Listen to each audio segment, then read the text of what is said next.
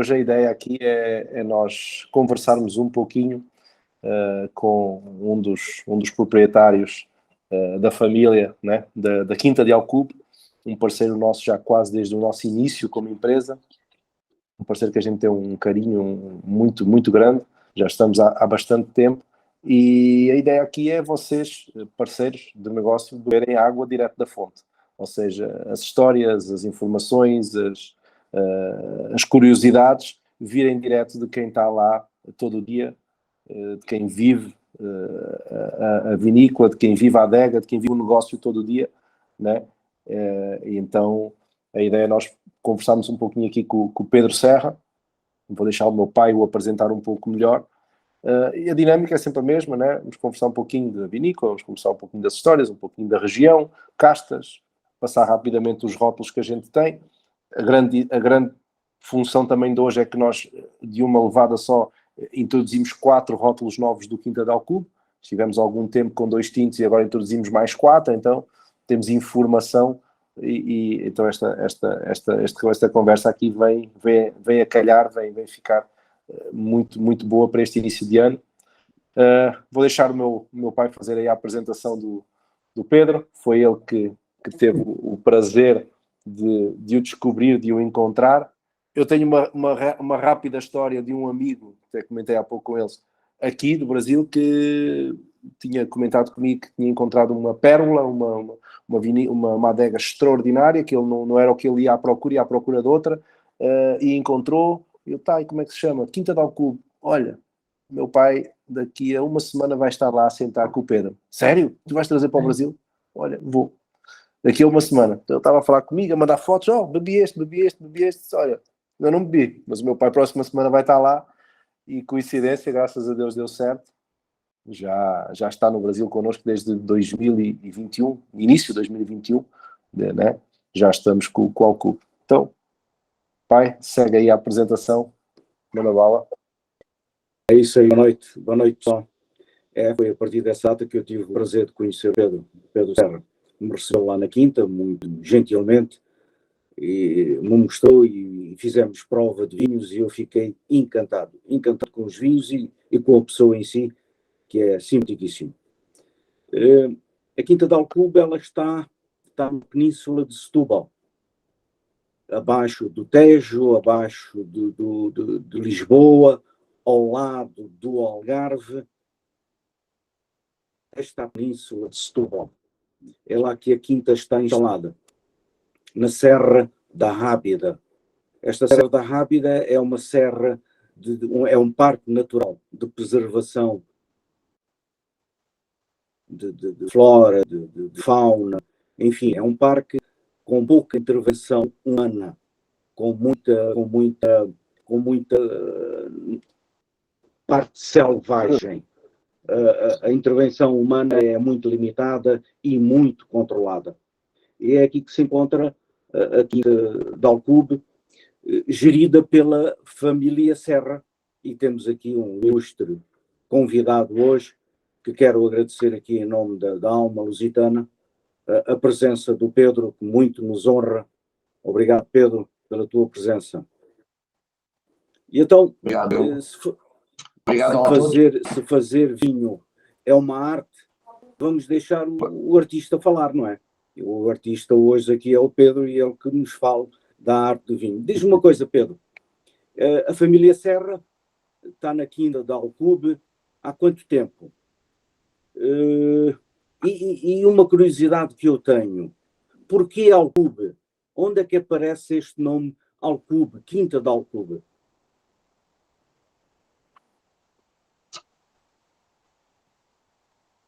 Olá a todos, meu nome é Pedro Serra e estou aqui a representar a Quinta de Alcubo. Eu sou na Quinta, já sou a quinta geração, é uma quinta que veio do meu tetravô. E a família Serra está há pouco tempo, Serra é da parte do meu pai, ou seja, nós estamos cá há 23 anos. Portanto, isto era pertence ao meu avô, ficou para outra da família, em que o tempo ficou abandonada. E nós há cerca de 23 anos, começámos com o projeto de recuperar o que é uma quinta grandiosa, fazer a recuperação lenta, sustentavelmente, até os dias de hoje, ou chegar até onde ela chegou aos dias de hoje. Para começar com o nome é um nome que já tem cerca de 500 anos, ou seja, temos a capela na quinta, que é a capela que está no logotipo, que aparece nos rótulos das garrafas, uma capela que marca o início da quinta, portanto, é uma capela que já tem cerca de 500 anos, e já com este nome, portanto, há cerca de 500 anos que esta quinta se chama Quinta de Alcubo. Há várias teorias para esse nome, sendo uma delas seria um cemitério. Ou seja, diz há muitos anos que haveria dentro da quinta, a entrada da quinta, numa certa zona, que tinha sido um cemitério. Alcubo é um nome árabe, ou seja, um grande depósito. Outra das teorias que eu acho que me parece mais viável e toda a gente tem quem conhece a quinta tem essa noção, é uma quinta muito agrícola. O historial da quinta sempre foi agrícola, sempre houve olival, sempre houve animais, e é uma quinta muito fértil. Portanto, a ideia talvez de depósito será de depósito de alimentos. Não consigo dizer a 100% qual será, mas portanto, é a ideia de um grande depósito. Nós estamos situados num vale, que é praticamente este vale é ocupado pela quinta. A ideia de Alcubo será um grande depósito, eu penso que possivelmente de alimentos. De milho, de azeite, soube-se também que cá já se fez azeite. Portanto, eu vou tentar contar um bocadinho da história da quinta. É uma quinta que tem 200 hectares. Nós estamos em pleno Parque Natural da Arrábida, dos quais 200 hectares, 60 são de vinha. 60 são de vinha. Isto tem sido, desde que a quinta tem sido sempre agrícola, e tem sido um projeto onde nós iniciámos. Nós tínhamos outras propriedades, também do meu tetravô, que tinha vinhas. E nós, quando iniciámos a começar a tratar aqui da quinta, nós decidimos voltar a colocar, e esta quinta também já teve vinhas. Há cerca de 90 anos, a quinta, quase 80% da quinta era vinhas. Entretanto, os meus primos cá ficaram, foram optando por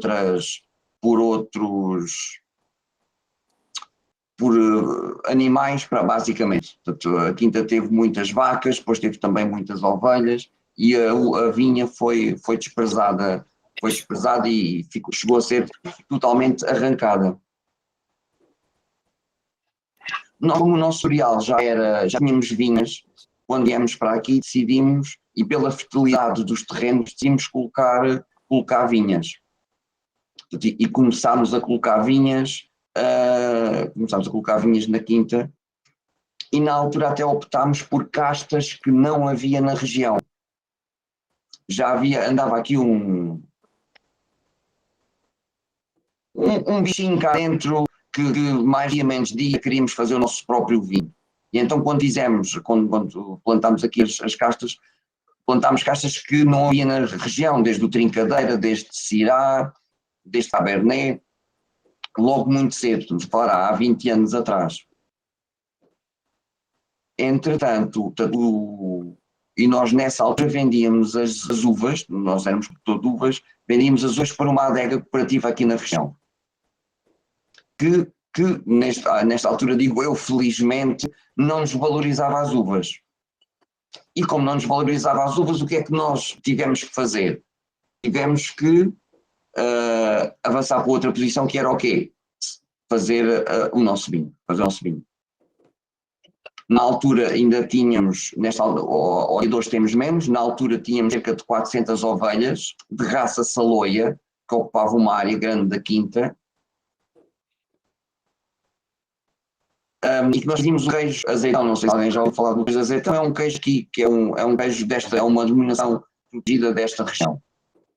E então fazíamos, que é a partir desta raça saloia de ovelhas, fazíamos o queijo. E já vendíamos aqui alguns queijos aos clientes finais, aos consumidores que vinham passear e que levavam. Entretanto, começámos a fazer o vinho. Eu posso dizer muito sinceramente que não é com o objetivo de fazer o que fazemos hoje. Nós fazíamos, a nossa intenção de fazer vinho foi com uma intenção de subsistência. Foi com uma intenção de, tínhamos tanta uva, tínhamos tanta vinha, não deixar que isto não pudesse correr mal. E acabámos por fazer vinho, acabámos por correr muito bem no primeiro ano, a qualidade foi muito boa e acabámos por, logo no primeiro ano, adquirir barricas e tem sido sustentável. Nós fizemos no primeiro ano, posso-lhes dizer, cerca de 6.000 garrafas. Hoje estamos com perto das 200.000, este ano vamos para 200.000 garrafas. Que é ótimo. Muito, muito bom. Ô Pedro, a Quinta, como o Carlos falou no começo, fica dentro de um parque natural, de preservação ambiental, né? Como é que funciona essa expansão das vinhas e a utilização do terreno estando dentro de um parque natural?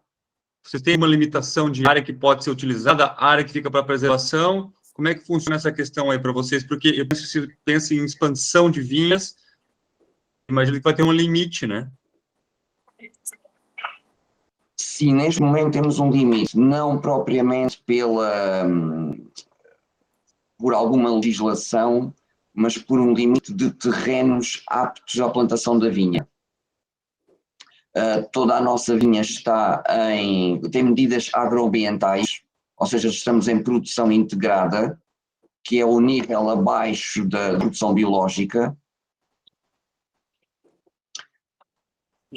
Nós estamos na Serra da Rábida e desde o início, eu falei já na parte da sustentabilidade, uma das nossas preocupações é também a ambiental, o respeito pela natureza. Nós o que fazemos neste momento, portanto, todas as vinhas, portanto, temos uma técnica, temos uma associação de técnicos que nos dá esse apoio, a colocação das vinhas é posta apenas em terrenos férteis ou em terrenos que nós sabemos que nos vão dar qualidade. Não temos, por exemplo, vinhas muito no vale, isto é um vale, temos uma ribeira onde passa água, não temos ali muito junto, porque sabemos que ali a qualidade tem uma grande quantidade de água e ali a qualidade não vai ser tão boa. Por exemplo, em partes altas, em partes mais secas, porque em partes divididas, ou seja, nós temos muita área com 1 hectare de vinha, 2 hectares de vinha, 3 hectares de vinha, e depois também temos florestas. Ok, então é tudo. O que evita que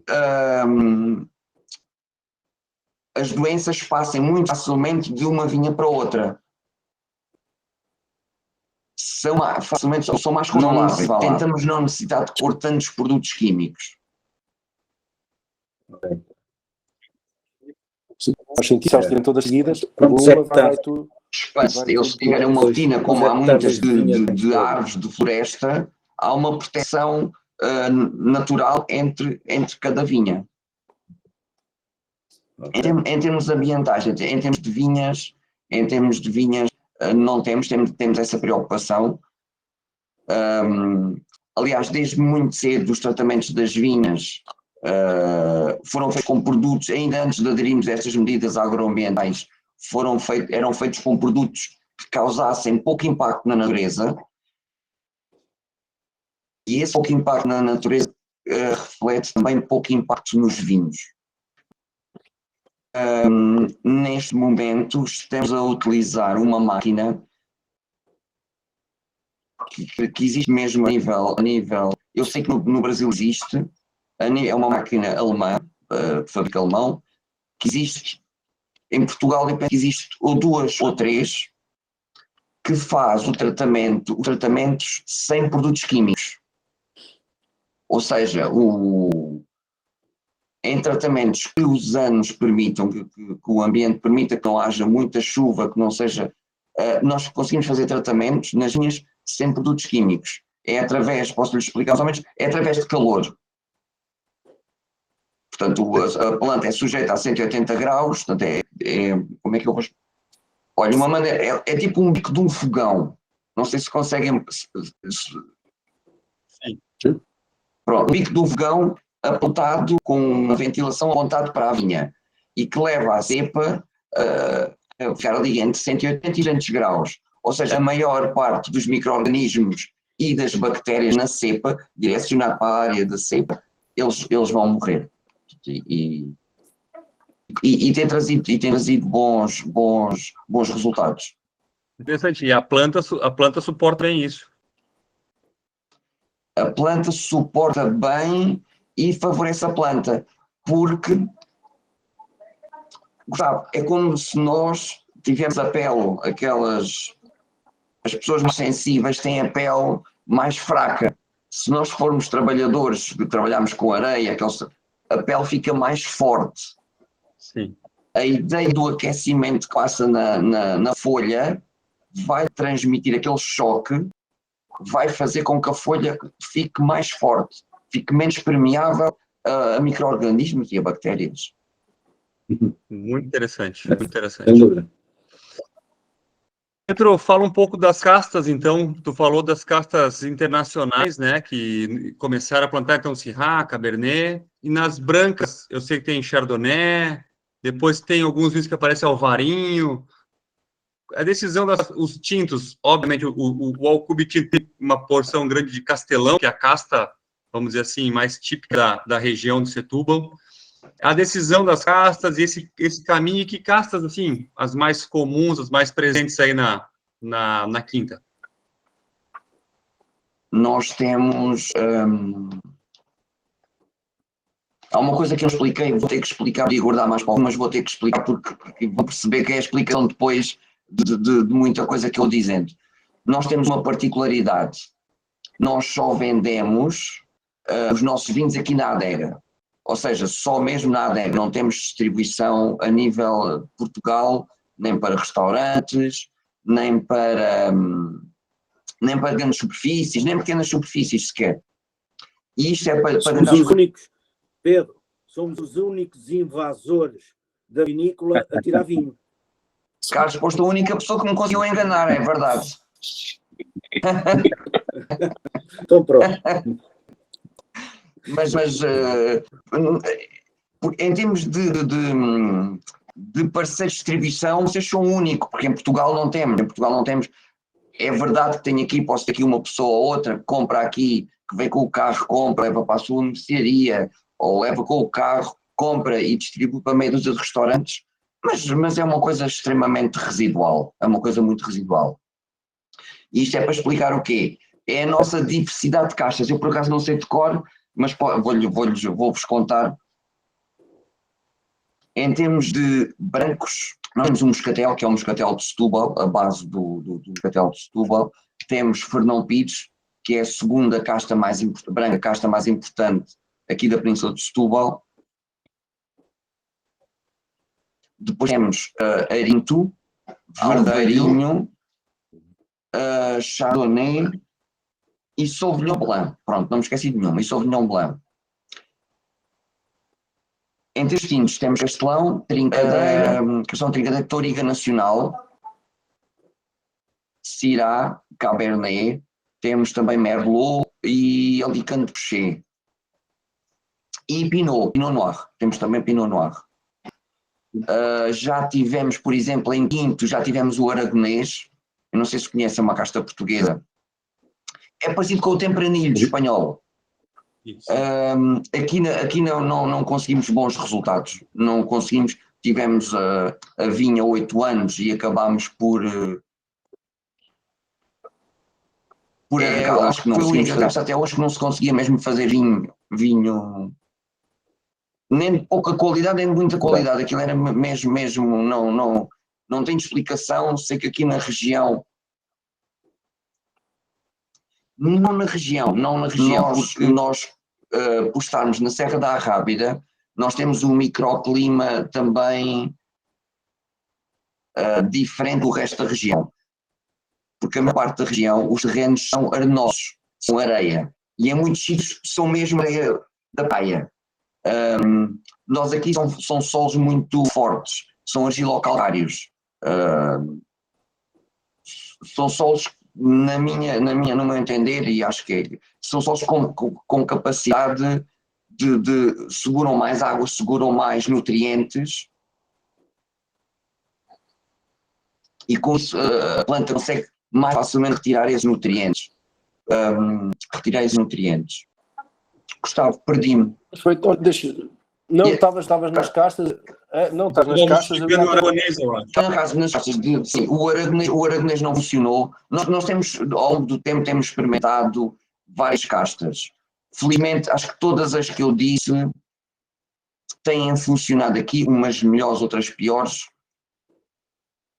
A única casta também que eu disse que temos, que não é 100%, não é 100% o nosso perfil de vinho. A casta é muito boa, é o Pinot Noir. E é uma casta boa, dá vinhos muito bons.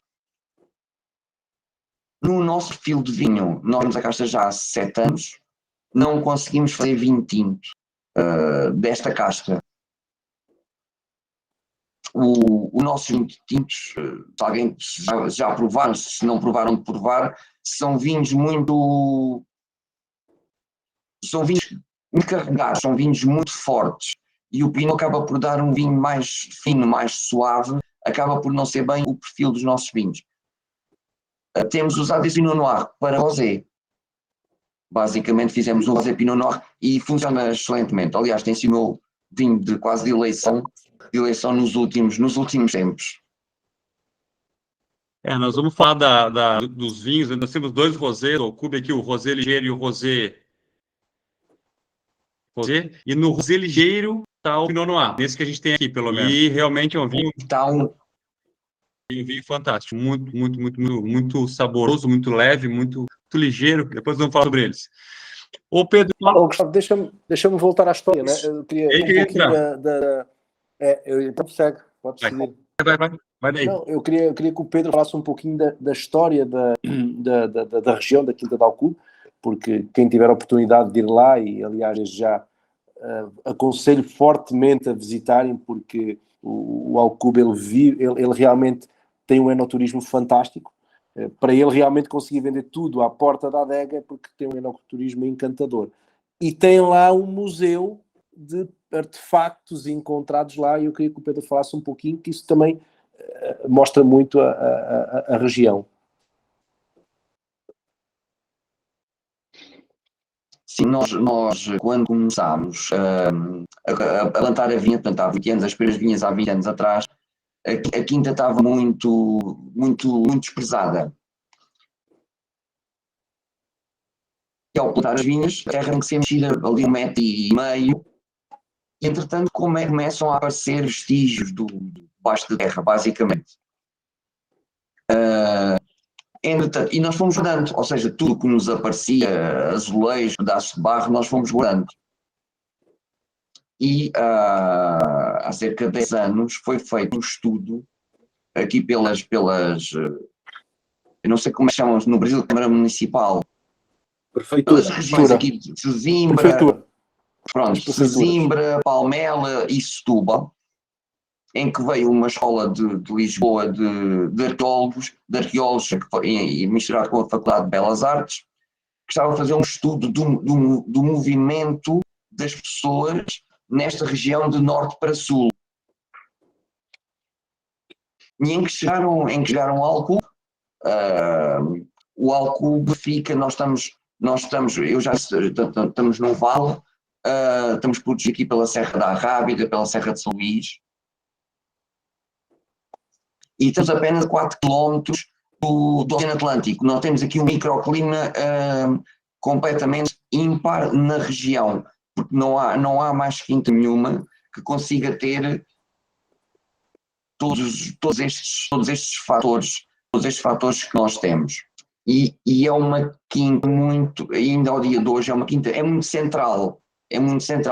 Quem vem de Lisboa, ou quem vem do norte do país, passa por Lisboa, para ir para o sul e para o Algarve, se for na Nacional, vai passar aqui muito perto. Nós estamos a cerca de 2 km de uma estrada nacional que passa entre nós e o Oceano Atlântico. Portanto, eles chegaram à conclusão que na altura, ainda quando andavam de carroças, o caminho principal era aqui por dentro da quinta, ou seja, passavam junto à nossa adega, que no momento passavam lá em cima, junto à capela, essa capela que estão nas garrafas, que é no sentido de Lisboa, e vinham a descer, passavam neste sentido aqui pela adega, e iam para sul, iam para o sul ao sul de Portugal.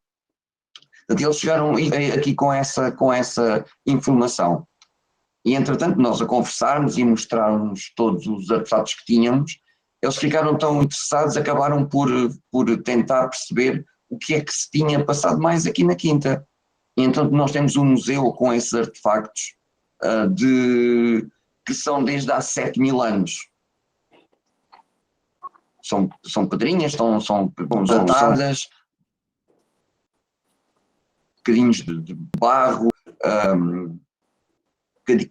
alguns potes, até potes. Estes potes de barro são mais recentes, mas sim, até eles dizem cereais, que eles dizem que é única, não conhecem mais nada, pelo menos em Portugal não conhecem mais nenhuma, porque foi reaproveitada. Ou seja, eles quando tinham as mós, picavam, abriam os buracos que iam fazer onde pôr as madeiras para começar a prensar os cereais. E entretanto partiu-se esses apoios e eles voltaram a fazer o apoio por cima. Eles dizem que não sabem porquê, que nunca acontecia, porque dava tanto trabalho fazer uma mó, mais literalmente uma mó nova, por alguma razão aproveitaram uma antiga. Pronto. E temos esse historial, eles dizem que, eu não sei se o Carlos já cá estiveram, sabem, à entrada ali da quinta, entrada da casa principal, eles dizem que ali inclusive houve um povoamento. Há 5.000 anos. Não muito grande, mas eles dizem com algumas centenas de pessoas. E assim, nós temos estudado em toda essa história que temos descoberto e fizemos um museu. Quando as pessoas nos vêm visitar, podem visitar o museu e ficam a perceber um bocadinho mais da nossa história. Muito, muito bonito, muito bonito. Não cabes mais nada para estar sujeito a encontrar uma aldeia, uma vila ali embaixo. Já temos. Já?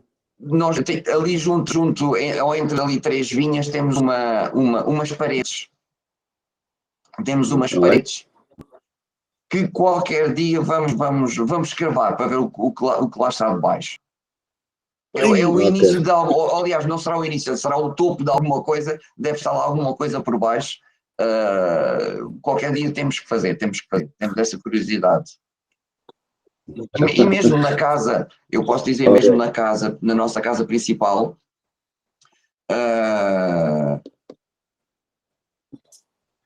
começamos a arranjar as paredes, a recuperar, as coisas estavam velhas, começámos a recuperar as paredes. Quando descobrimos arcadas romanas nas paredes, ou seja, a família anterior que cá esteve, principalmente uma prima minha, eu posso lhe dizer que ela era muito anti-história. Tudo o que era velho ela não gostava, tapava. Ou seja, ela foi fechando. Foi fechar tudo. Nós agora, quando começamos a arranjar, começamos a descobrir. E então descobrimos umas arcadas romanas, descobrimos um lagar que nós não sabíamos que tínhamos, um lagar todo em pedra, que não é muito normal nesta região. É um lagar que existe ou existe alguns no Douro, no norte do país, Entre esses montes. Sim, são lagares de pedra com aquilo ser um tronco de uma árvore no meio e depois fazer uma prensagem das uvas. Portanto, e eu posso lhe dizer, aquele lagar de pedra estava completamente cheio de tijolo, todo cheio de cimento, e era um galinheiro. Nós, quando fomos arranjar, começámos a picar e começamos a descobrir esta coisa também. Temos uma capela, essa capela é a capela principal da quinta, que tem, posso contar esta história, que é uma história engraçada. Quem vem, ou seja, este é mais uma situação que vem provar que era o caminho principal, ou um dos caminhos principais de sul para norte. E então foi encontrado uma cruz, eu peço desculpa, está-me a faltar o nome, é uma cruz grande de pedra, que foi encontrada numa praia a seguir a Setúbal, no caminho do Alentejo. Portanto, e quem encontrou aquilo não sabem como é que aquilo foi parar na praia, não sabem como é que aquilo apareceu na praia, e então pegaram naquilo e quiseram levar para Lisboa, porque era uma coisa completamente diferente. Não um brasão, peço desculpa, está-me a faltar a palavra. Bom, carregam aquilo, que deve ter 3 metros de altura, portanto em pedra é uma coisa pesada, em carretas de bois, e carregam para transportar para Lisboa. Passam aqui pela adega, quando chegam lá acima, ao topo da capela, vocês sabem que é uma subida muito inclinada lá em cima, a carreta de bois, os bois não conseguem puxar, não têm força. Eles colocam outra parelha de bois para tentarem puxar a carreta. Não conseguem, colocam outra parelha de bois, até que a carreta se parte. Portanto, e nessa altura, acreditava-se mais de outras coisas, eles acharam que era o dom divino, queriam que aquela cruz ficasse no topo da colina. E ficou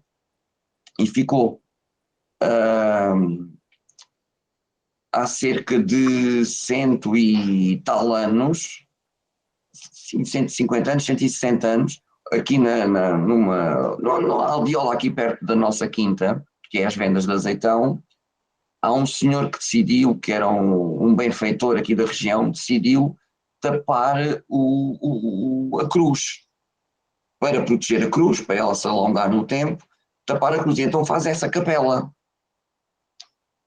E, entretanto, quando faz a capela, passado algum tempo, a capela começa a rasgar. No topo da capela começa a rasgar. E eles voltam a arranjar a parede. Volta a abrir brecha na parede. E o que é que eles acharam? Acharam que a cruz tem o Jesus Cristo crucificado. Jesus Cristo, a intenção dele seria ir para Lisboa, e então que ele abria um buraco, fazia com que a capela abrisse uma brecha para ele poder olhar para Lisboa. A partir daí foi aberto uma janela ali com meio metro, em que já dá a possibilidade de Jesus Cristo ver Lisboa, e a capela até a partir daí nunca mais abriu brecha nenhuma. Fantástico. Pô, só quero fazer um comentário aqui rapidamente. Tu falou que o pessoal na época acreditou, mas eu também acreditei, tá? Era para ela crucificar ali mesmo, e a janelinha da capela era necessária, não tem dúvida. É verdade, exatamente. Não tem dúvida. E temos também este museu neste momento está aqui, nós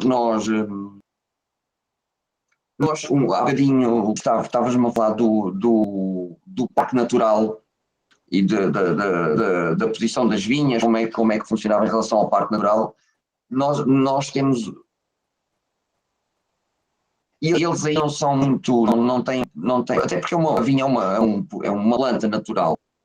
Eles são mais exigentes com as construções. E com as construções nós temos tido problemas, tanto que o nosso crescimento tem sido muito difícil, porque nós aqui não temos tido maneira de crescer. Nós durante muitos anos chegámos a vender uvas, porque não tínhamos capacidade de adega suficiente para fazer toda a nossa produção. Entretanto, os Carlos já conheceram, nós há 4 anos fizemos uma adega nova, com capacidade para fazer toda a nossa produção e para crescer, porque todos os anos nós temos aumentado. Ainda o ano passado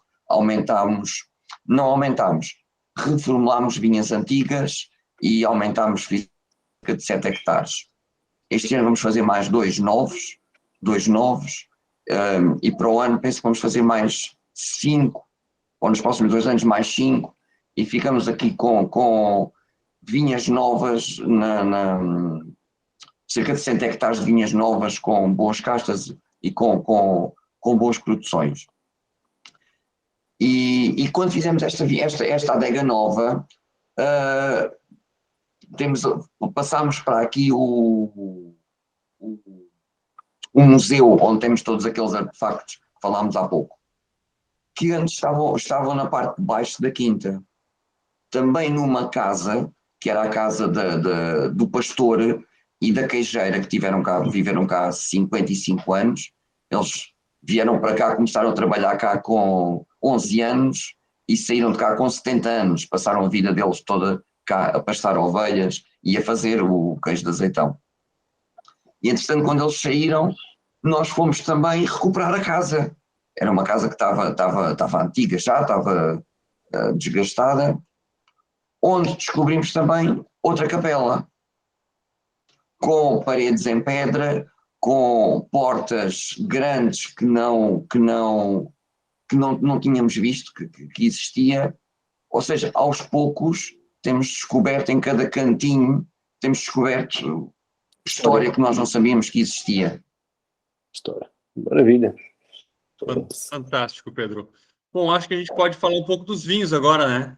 Acho que sim. Acho que podemos. É pena não ter aqui. Eu acho que a gente podia começar falando. A gente sempre vai do branco para o tinto, né? Mas acho que a gente pode falar ao contrário, já que os tintos estão conosco desde do início da primeira importação e os brancos e rosés são mais recentes. Então, vamos falar um pouco do Quinta de Alcube Tinto, aquele mais conhecido de todos aqui, que ele tem o rótulo em tons de azul. Colheira. E depois podemos falar do nosso reserva Trincadeira e Syrah. Fala um pouco desses vinhos, Pedro, como é que eles surgiram, porque tem muito castelão ali no tinto, né? Tu falou que o castelão não era uma casta que no início tinha. Quando é que foi pensado? Por que foi pensado produzir um tinto? E, se eu não me engano, é o vinho de maior produção de vocês, né? O Alcube Tinto. Sim, eu gostava de explicar também, ou de contar, porque acho que é uma coisa muito importante. E depois passamos à parte dos tintos, Gustavo. Só queria fazer uma. Porque qual é a nossa. Eu não sei qual é a nossa diferença, se calhar, para alguns outros produtores. Nós para já somos pequenos, é uma adega pequena, mas nós só produzimos vinho das nossas uvas. Ou seja, nós queremos controlar, temos o controle, queremos controlar à nossa maneira, pronto, desde a plantação até à vindima. Ou seja, todos os produtos que a vinha leva, todos os tratamentos, todas a rega inclusive, porque são aspectos que parecem às vezes não são importantes, mas eu gosto de dizer, nós não fazemos vinho, nós fazemos uva. E depois o vinho sai daquela uva. Porque nós não fazemos o vinho, o nosso vinho não é feito na adega. O vinho é feito na vinha. Nós o sistema de poda que vai dar depois a produção vai dar mais ou menos produção às vinhas, ou seja, tudo isso conta, e daí nós queremos termos as nossas vinhas, utilizar as nossas vinhas. Neste momento, como temos crescido um bocadinho, já começámos a alugar, neste momento já temos cerca de 10 hectares, mais 10 hectares de vinha alugada, mas que se controla alugada, mas que nós fazemos todo o trabalho. Portanto, são vinha, até são pessoas conhecidas, nós sabemos a qualidade, que nós fazemos o trabalho todo o ano, apanhamos uva, é tudo a nossa responsabilidade, ou seja, conseguimos fazer esse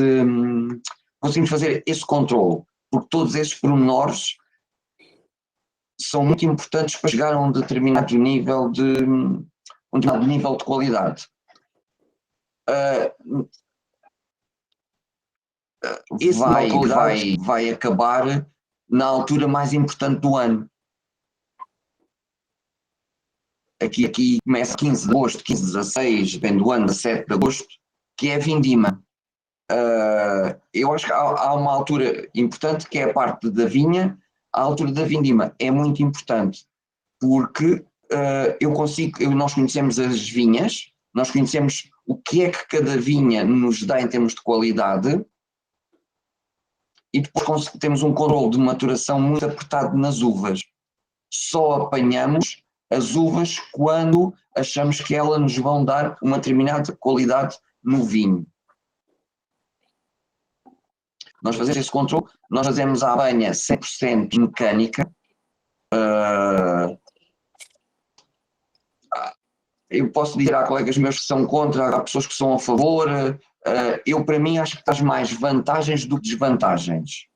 E para mim a vantagem é eu conseguir controlar a altura da vindima. Eu consigo controlar se quer um vinho mais fresco, com menos grau, com 13 graus, e consigo controlar se quer um vinho mais forte, com 15 graus, com 16, como nós temos vinhos com 16,5 de grau. E consigo, com a máquina de vindimar, eu consigo estudar a maturação, saber se, senhora, é hoje, a uva está boa, vai-nos dar aquele tipo de vinho. Amanhã apanhamos. À mão é um processo que é mais difícil, e acho que este processo de vindima é muito, muito importante. Posto isto, as uvas na adega é só não estragar. Não. Só vem boas da origem, é só não fazer vinho ruim. É só não estragar, porque o que interessa é o produto. O produto é que nos vai trazer a qualidade, é que nos vai trazer...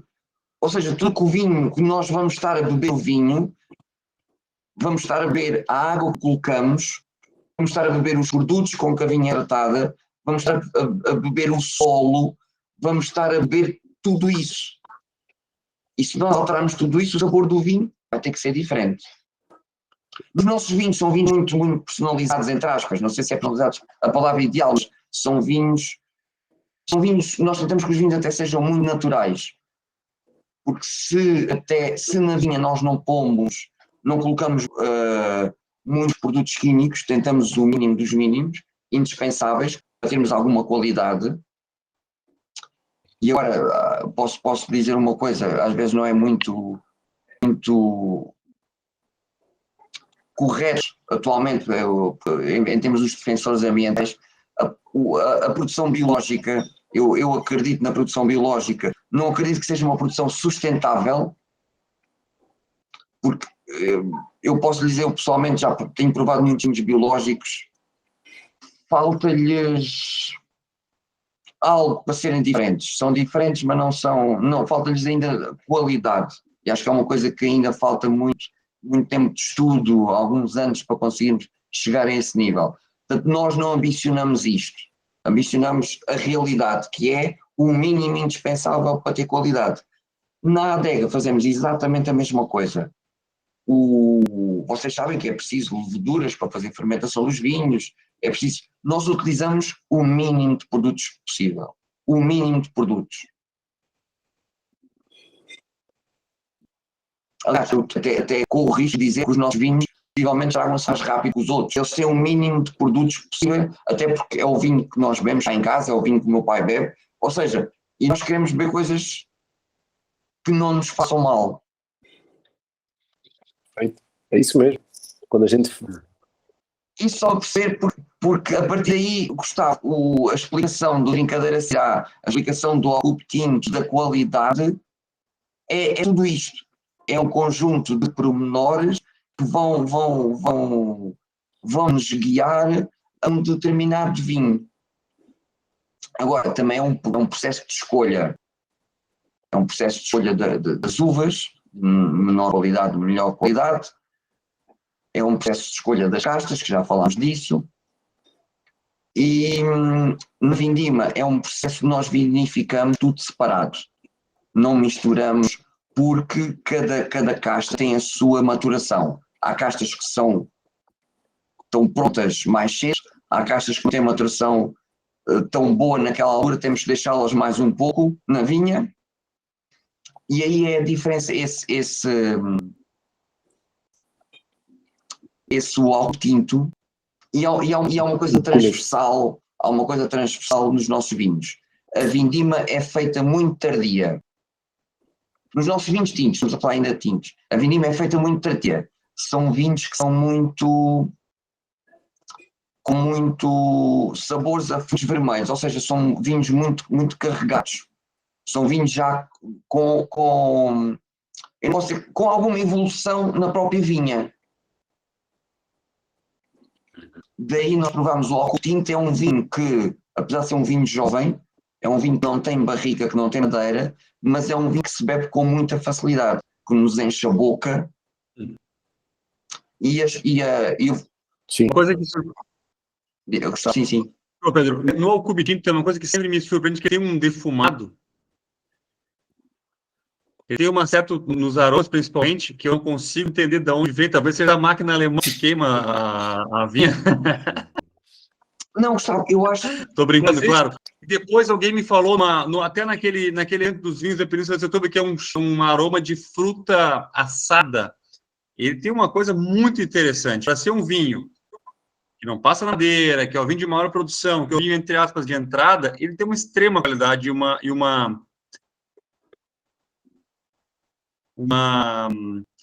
enfim, não é um vinho simples. Ele tem uma complexidade nos aromas muito interessante.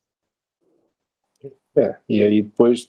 Eu acho que a razão principal desse vinho, de todos, mas desse, é a vindima que é feita no ponto certo. Porque quando nós apanhamos, já todos devem ter ido a uma vinha, e se a vinha, se deixarmos as uvas mais um tempo na vinha, até há uvas que vêm em passa. Ou seja, esse sabor da passa de uva muito madura vai passar para o vinho. Sim. Com a mecanização consegue essa homogeneização, está homogênea na colheita, na vindima, né? Porque imagina uma vindima manual de alguns hectares, eu começo a colher hoje, por maior que seja a equipe, eu vou levar mais tempo, né?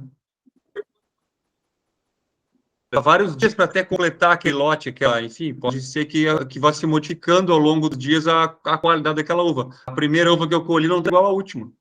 E com a mecanização, em pouco tempo, se colhe aquele lote inteiro e manda para a adega. Nós temos o caso, não do Castelão, mas, por exemplo, da Trincadeira, que também está nesse vinho. A Trincadeira é uma casta, pelo menos aqui na nossa região, é uma casta que existe muito no Alentejo. Na nossa região não se dá, é uma casta péssima. Nós temos outra propriedade, com uva, com vinha, nas areias, na parte arenosa da região, em que a Trincadeira não dá, apodrece a estar boa.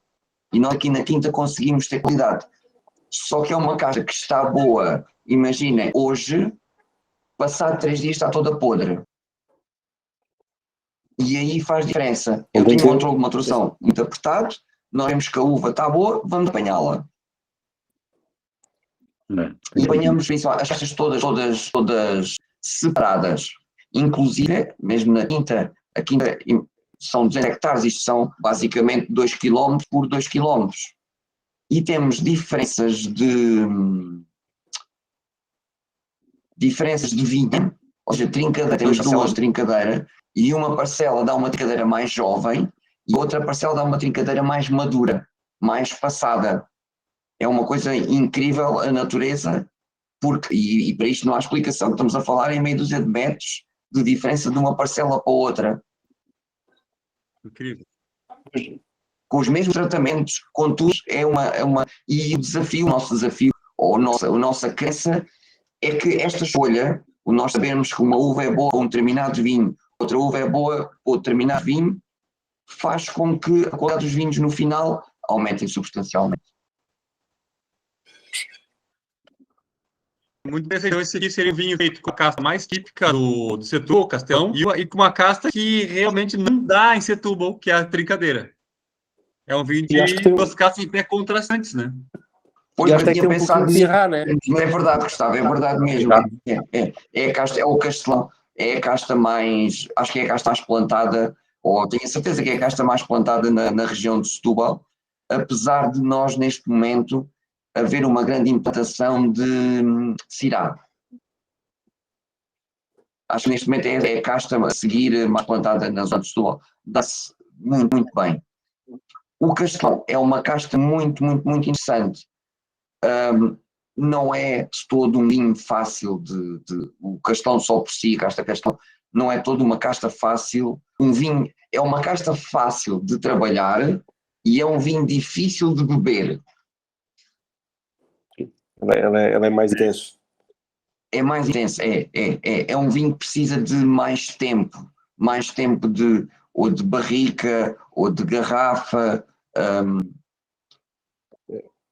E é um vinho que eu gosto de Castelão, mas principalmente o Castelão é um vinho que tem que ser apanhado, as uvas têm que ser apanhadas muito tarde, tem que ser mais maduro. Ok, para tentar trazer. Para quem gosta de uma questão de opção, se for muito verde vai se aproximar de um vinho de uma acidez já alta, com um vinho mais ácido, com aromas mais de verde, não é tão agradável. Aí então não é mesmo agradável de beber. É bom quando aqui utiliza-se muito para vinhos jovens, para vinhos aqueles das caixas, vinhos do dia-a-dia, mas de qualquer das maneiras é um vinho que quem está na região gosta, o Castelão. Quem é fora da região não está tão habituado, já estranha os aromas. Demora para entender. O Pedro, conta a gente a história de como é que surgiu a ideia desses reservas, trincadeiras. Como é que vocês acabaram, tudo contou para nós antes, na nossa conversa anterior, agora conta para o pessoal como é que surgiu esse vinho. Nós começámos a fazer vinho há 20 anos e na altura optámos, para sermos diferentes, para nos diferenciarmos, fazer monocastas. E na altura começámos com o Castelão, monocasta, 100% Castelão, 100% trincadeira, e depois tínhamos um reserva na altura. E depois juntou-se também o monocasta Syrah, e entretanto, em 2006 foi um ano mau de vindima. E na altura até tínhamos pouca quantidade de uva e ficámos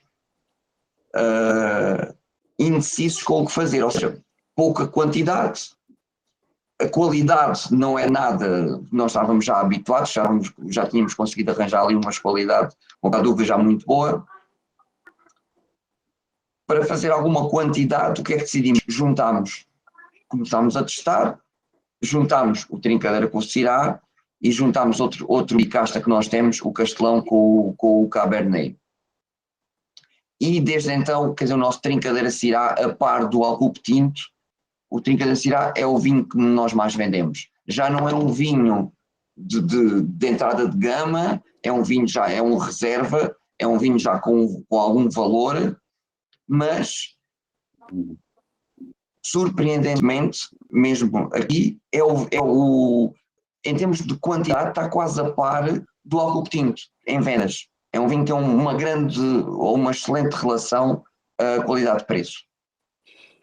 Sim, no Brasil tem uma legião de fãs desse vinho. Algumas pessoas nos relatam que é o vinho preferido da vida da pessoa. É um vinho que surpreende muito, tá? Muito, muito mesmo. Tem muitas pessoas que depois nos dão esse retorno. Que vinho espetacular, fantástico. Então, é um vinho que quem não provou merece ser provado. Essa combinação aí, sem querer, a partir de uma dificuldade, Vindima deu muito certo. E realmente esse vinho aqui é excepcional. Para mim, ele é fantástico. Todos os vinhos numerados, né? Todos os vinhos Este numerados é sempre um bom detalhe, e este tem a numeração na frente, o Alcube Tinto tem, o Colheita tem a numeração atrás, todas as garrafas são numeradas. Pode seguir, acho que se quiseres falar um pouquinho agora dos brancos, é isso? Vamos falar então da linha dos brancos e rosés. Vamos começar com os ligeiros. Quando é que veio a ideia e por que surgiu a ideia de fazer esse ligeiro? E o que significa essa expressão? E o branco e o ligeiro são diferentes? Ou o rosé também?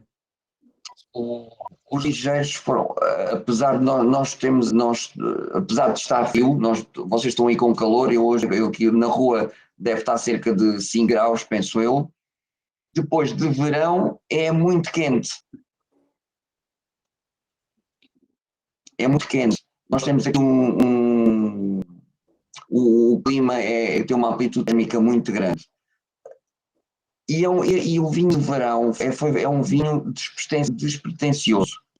É aquele vinho de levar para a piscina. É aquele vinho que a pessoa quer levar. Nós aqui temos uma grande quantidade aqui no Rio Sado de barcos, por exemplo. Uma pessoa pode levar para um barco para beber, para a praia. Eu penso que ali no Brasil vocês levam vinho para a praia, não levam? Sim. Em Portugal não levam. Em Portugal não se usa muito, não sei porquê.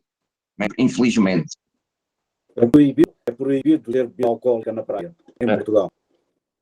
Sim, mas levam cerveja, levam outros tipos de coisas e... Olha que também não é proibido. A cerveja em praias Na Nazaré não é. regiadas, Na Nazaré não é permitido. em praias regiadas não é permitido. Bebidas alcoólicas. E deve ser por isso. Olha, não sabia. Eu sempre não vi já, verdade seja dita, levo vinho para o autocarro. Eu acho que tem algumas leis que merecem ser desrespeitadas, né? Essa aí com certeza é uma. Sim.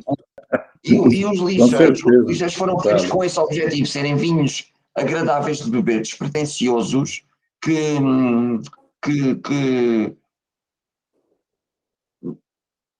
são que nos devem saber, sem complexos. Sem complexos. Aliás, sem ter que pensar. Sem ter que pensar. É uma coisa que eu gosto de fazer, que é, e agora faço menos, mas durante muitos anos fiz, era quando estava com amigos, era fazer, porque há uma diferença nos nossos vinhos, e sinceramente não vos consigo explicar porquê, não consigo, os outros sabem como é que fazem vinhos, nós sabemos. O que eu gosto de fazer quando vou para festas, e durante muito tempo fiz isto, e agora por causa dos ligeiros e pela facilidade de nós bebermos o vinho, acho que há uma diferença. E é o quê? Dá um prazer beber. Eu gosto de levar, eu quando faço provas de vinhos, levo os meus vinhos, gosto de levar outros vinhos, amigos trazem outros vinhos. Nós vamos a uma festa, qual é o melhor vinho? Alguém me sabe responder? É o que acaba primeiro. Exatamente, que a garrafa fica vazia. Sim. É muito engraçado nós repararmos, levamos 1 ou 2 garrafas de cada um e depois acaba sempre um que acaba primeiro. Como a gente, se calhar, já devem ter passado por essa sensação, que eu também já passei, nós íamos a um restaurante e comermos bem, darmos a bem vinho, e muitas vezes fica meia garrafa e às vezes bebemos uma garrafa e ainda acaba preciso-nos beber outra garrafa. Os meus vinhos têm essa vantagem, acho eu. São muito fáceis de beber. São vinhos complexos, mas não são vinhos que, por exemplo, contrariamente a isto, acho que não são vinhos à prova. Acho que vinhos em prova, acho que os nossos vinhos perdem para outros. Temos feito vários testes, perdem para outros. Agora, para beber, são vinhos muito, muito apelativos. Concordo. E aí, o que eu acho E o ligeiro nesse sentido, então, de descontraído, porque o ligeiro tem um grau alcoólico menor do que os outros, a mesma sensação, frutado, muito aromático, mas mais os ligeiros são feitos com castas aromáticas. O branco tem uma grande percentagem de moscatel e o rosé tem uma grande percentagem de pinot. Ok. E tem um bocadinho também de cabernet, por exemplo. São castas que têm pouca percentagem, dão vinho, dão muito aroma e dão muito sabor aos vinhos, apesar de eles terem um grau alcoólico baixinho. Pois. E a técnica para isso é colheita precoce e vindimar antes colheita precoce, sim. Por exemplo, o moscatel, se for para... Nós temos outro vinho que é um bicasta, que é Fernão Pires com moscatel. Se for para esse vinho, é um vinho que tem, se não me engano, tem 13 ou tem 13,5, ali depende já é um vinho já para acompanhar comida até algo condimentada. É um vinho que que eu apanho o moscatel em meados de setembro. Para o ligeiro, apanho o moscatel em meados de agosto. Praticamente um mês antes. Estamos a falar, exatamente. Estamos a falar, e aí vem muito mais aromática, porque os aromas que vai no moscatel de setembro para a frente são completamente diferentes, mais maduros, mais acentuados. Faz um vinho com mais presença e o anterior faz um vinho mais descontraído, mais leve. Mais descontraído. Os ligeiros, nós temos tentado, como nós fazemos os vinhos para vender aqui aos nossos clientes, que cá vêm, e durante muitos anos, agora infelizmente não, mesmo assim, às vezes ainda lá estou. Não tenho tanto tempo para estar ali na loja quanto isso, mas é engraçado, nós conseguimos ter o feedback logo das pessoas, ou se não é logo, normalmente os nossos clientes são reincidentes, vêm cá e continuam a vir, felizmente, e eles dão-nos o feedback do que é que está melhor ou está pior, ou gostavam de ter, e ao longo destes anos todos fomos construindo esta quantidade de referências para tentar agradar mais a um perfil de pessoa, agradar a outro perfil de pessoa, de maneira a agradar a todos os nossos clientes. É óbvio que é difícil, mas alguns temos conseguido. Essa é a vantagem de ter muitos clientes, né? Já que tem que vender 200 mil garrafas na porta da adega, né? É diferente de vender para 10 ou 12 distribuidores. Tem que agradar aqueles 10 ou 12. Aí tem que agradar milhares de clientes. Sim, nós fazemos, são 200 mil garrafas, imaginem as pessoas a carregar isto para os carros. E são, acrescentando ainda ao facto de serem, nós também fazemos à volta de 150 mil boxes de vinho. Aquelas, não sei se existe aí, penso eu. É o bag. O bag de 5 litros, 3 litros. Apesar de neste momento fazermos pouco de 5 litros, porque estávamos a focar muito ou demasiado no de 5 litros, que era um vinho com menos qualidade, e estávamos a apanhar as uvas para aquilo, podendo as uvas irem para terem mais qualidade. Pois, sim. E esse não é um mercado que nós queremos, até que não temos, isso é um mercado de dimensão, de outras empresas grandes. Focamos um bocadinho nas garrafas e focamos muito também nos bags de 3 litros. Porque é uma opção muito interessante aqui para os nossos clientes, que é um vinho quase da qualidade do vinho de garrafa, do Alcupetinho, mas em bag. Aquele cliente que não quer beber uma garrafa. Eu, por exemplo, a minha mulher bebe pouco. Se eu beber uma garrafa todos os dias, bom, dá mau resultado, mas se beber um copo, depois a garrafa no outro dia não bebo, ou não me apetece, ou vou sair, e o bag é uma coisa muito agradável nesse aspecto. Prático. Muito prático. O vinho dura, mas fica no uso mais tempo, fica mais tempo à disposição, né? A gente consegue tirar um pouquinho hoje e amanhã outro, e aquilo mais ou menos vai se mantendo a mesma qualidade, sim. Vamos falar o rosé, o Alcube Rosé. Falamos dos ligeiros. Eu queria falar do Alcube Rosé agora, que eu vi que me chamou muita atenção. Chardonnay Touriga Nacional. Porque normalmente vemos rosés de uvas tintas. Esse é um rosé misto de tinta e branca. Tinta e branca. E para mim, quando eu provo esse vinho, me vem bastante Chardonnay. Então eu brinco que ele é quase um Chardonnay rosé. Por incrível que... Esse aqui é um Chardonnay rosé. Não exatamente porque a Touriga também tem um pouco das flores que a Touriga traz e a fruta vermelha que vem da casta tinta, mas ele me lembra muito Chardonnay. Como é que surgiu a ideia de fazer um rosé misto de brancas e tintas? E fala um pouco desse vinho aí, Pedro, por favor. O rosé, esse rosé foi há uns anos estava num restaurante de um amigo meu aqui em Setúbal e ele deu-me a provar um vinho, eu não me recordo o nome, eu penso que seja do Douro, que era um vinho de uva branca com uva tinta, que já não me recordo também as caixas, sinceramente. E eu provei aquilo, gostei, de verão agradável, porque houve uma altura, nós bebemos, quer dizer, quem trabalha no vinho acaba por beber sempre um bocadinho,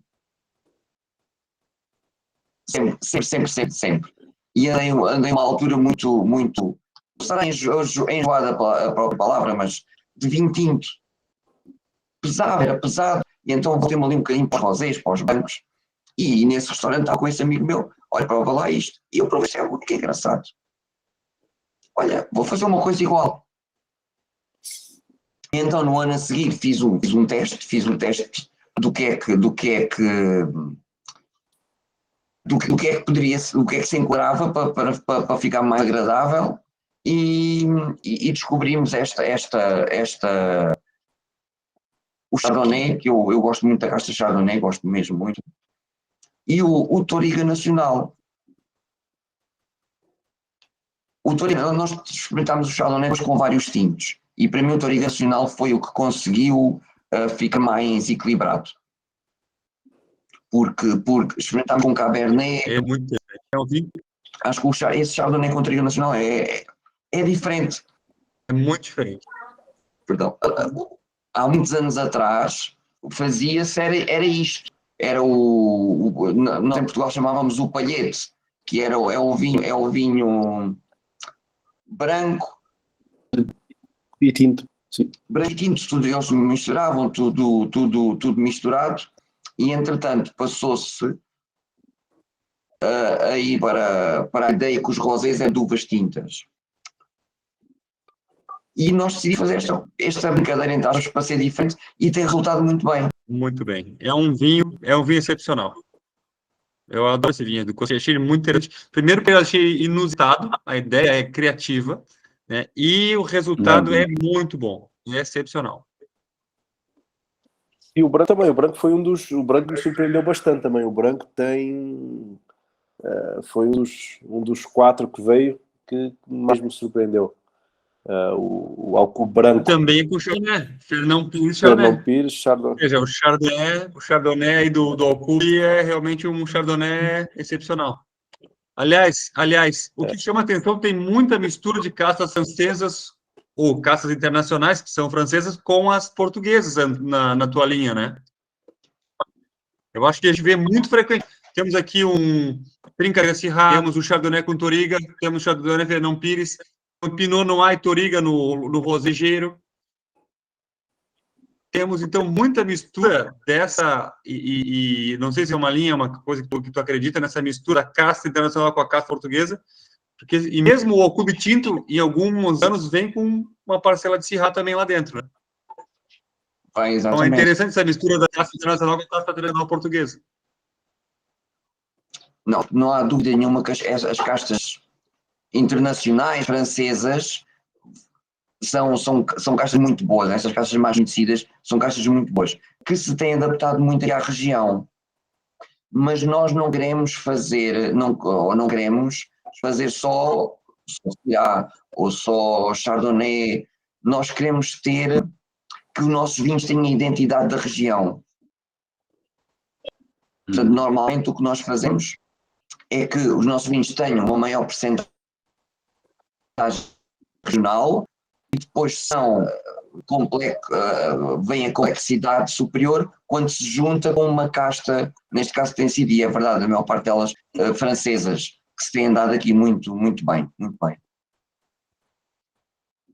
Pedro, tem aqui uma pergunta do Bruno, né? Se utilizam prensas pneumáticas, pisa-pé, ou como é que era o teu processo de prensa, né? Dos vinhos. Utilizamos prensa automática. Ok. Prensas pneumáticas, maravilha. Aliás, já estimulo todos que quiserem fazer alguma pergunta ou comentário, fiquem à vontade. Podem levantar a mão ou podem colocar no chat. Fernando, por favor, Fernando Santos, pode comentar o que quiser, Fernando. Boa noite a todos aí, novamente. Pedro, parabéns. Eu já fiz degustação do Alcube Tinto, Quinta do Alcube Tinto e do Reserva. Foram os dois da sua linha que eu tive a oportunidade de degustar. Aprovadíssimos, excelentes vinhos. Aí a minha pergunta é a seguinte: você disse há pouco aí que também tem uma pequena parcela desse Alcube Tinto em bag, tá certo? Pode mandar para o Gustavo, para o Carlos aí, que a gente vai comprar todos os bons bags. Por favor, foi a primeira coisa que acelerem esse processo de importação. Foi a primeira coisa que eu falei com o meu pai, né? Lembras, pai, quando a gente chegou lá? Cheguei lá, olhei, estava lá o painel das referências todas, tudo esgotado, né? Que ele tem já tudo vendido da anterior. Eu assim, pai, este tem aqui um bag. Aí eu conversei com ele, conversámos com o Pedro do bag. Mas nós por sermos uma adega tão pequena, temos o problema da dimensão. Ou seja, as garrafas levam 0,75, o bag leva 3 litros. E nós arranjamos muitas paletes com bag que na nossa dimensão é difícil. Infelizmente é o nosso problema por enquanto, é a parte da dimensão. Por enquanto eu penso que vai ser sempre, nós não conseguimos crescer com a adega, não conseguimos construir mais, portanto não vamos conseguir sair muito aqui desta dimensão que nós temos. Não estamos no máximo, mas eu penso que daqui por 2 anos vamos estar ali com o máximo de produção. Pode ser que a gente ainda chegue lá, o Carlos ainda me consiga convencer como conseguiu da primeira vez. Pronto. Em maio a gente conversa outra vez. O nosso comprador é bom de conversa. Em maio, em maio são juntos. Já foi assunto que nós tivemos. Tivemos. Pode ser que num dia bom para ele as coisas deem certo. Vamos ver. O Bruno Margulhano, Florence. Perguntei, meu amigo. Vamos lá. Pedro, parabéns pelo trabalho. Todo ano a gente tem a oportunidade de degustar os vinhos aí, de fato. Quinta do Alcube Tinto, Quinta do Alcube Tinto Reserva, é uma feliz alegria sempre degustar esses vinhos, e agora os brancos e os rosés, tanto ligeiro quanto os demais. Pedro, você falou... imagina, a gente que agradece. Você falou do Pinot, que o Pinot você utiliza apenas para produção do rosé. A gente tem tido aí um crescente consumo de Pinot no Brasil, esses vinhos mais frescos, enfim.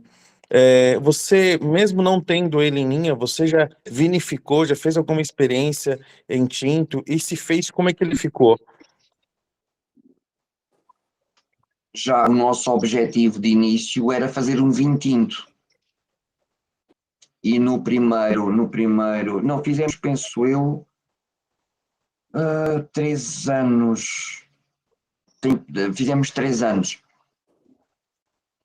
Fica isso mesmo que disse, fica um vinho fino, aromático, suave. Não é um vinho mau. É um vinho que não corresponde ao nosso perfil.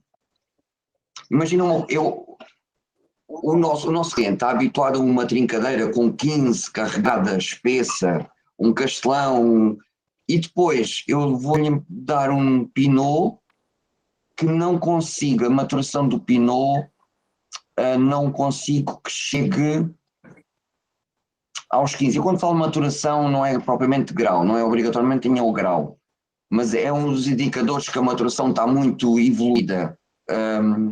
E eu não consigo, ele apodrece primeiro antes de chegar a esse nível. Pronto. E eu depois, o meu receio de colocar um Pinot, imagina monocasta à venda, é fazer... É as pessoas não gostarem, achar, mas isto não é o vosso vinho, nós gostamos mais daquele tipo de vinho, do Castelão, da Trincadeira. Agora, aí para vocês, para o Brasil, e mesmo para cá o Pinot, há pessoas que gostam, é um vinho espetacular, é um vinho suave para beber, mais fresco até do que o normal dos vinhos tintos, mas em relação ao perfil que nós temos nos outros vinhos, temos esse receio, verdade. Nada como saber para onde é que se vai e ter uma identidade própria, e é isso mesmo. E eu acho que essa é uma característica que define o Quinta de Alcubo, né? Porque ele foi criando um DNA próprio, um tipo de vinho, aliás, não é à toa que o de entrada tem tanta qualidade que ele apresenta toda a linha só com o de entrada, portanto o Alcubo Colheita, que seria o vinho mais em conta da vinícola. Ele consegue passar toda a essência da vinícola logo ali. Então, é isso mesmo, DNA, e acho que é interessante também. Perfeito. É isso mesmo, a qualidade do fruto, né? Como o Pedro falou, é só não estragar, né? Então, consegue chegar uma uva de tanta qualidade, por isso que o tinto, o Alcubo Tinto já chega com toda aquela excepcionalidade que ele tem. Ele é excepcional mesmo, para o valor de preço dele, o custo-benefício dele, não tem nada parecido, não tem. É isso, meus amigos. Estamos aqui com o horário avançado. Se alguém mais quer fazer algum comentário, lá o Pedro já está além da meia-noite. Já. Certamente amanhã é um dia de trabalho intenso lá na Quinta de Alcubo. Se alguém mais quer fazer algum comentário ou pergunta, em seguida nós vamos começar a encerrar. Queres fechar a gravação? Vou encerrar a gravação.